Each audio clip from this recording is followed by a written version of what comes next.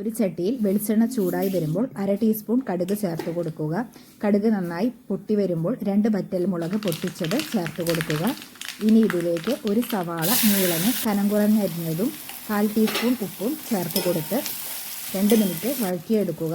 അതിനുശേഷം ഒരു പച്ചമുളക്, ഒരു ചെറിയ കഷ്ണം ഇഞ്ചി, 4 അല്ലി വെളുത്തുള്ളി ഇത്രയും കട്ട് ചെയ്തത് ചേർത്ത് കൊടുക്കുക. ഇനി ഇതും ഒന്ന് വഴറ്റിയെടുക്കുക.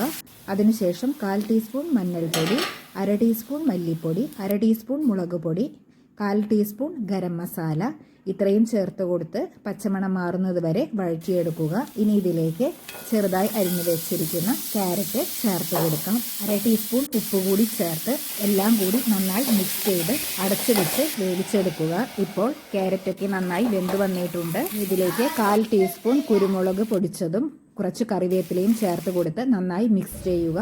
ഇപ്പോൾ ക്യാരറ്റ് തോരൻ തയ്യാറായിട്ടുണ്ട്. വീഡിയോ ഇഷ്ടമായാൽ സബ്സ്ക്രൈബ് ചെയ്യാൻ മറക്കരുത്. Thank you.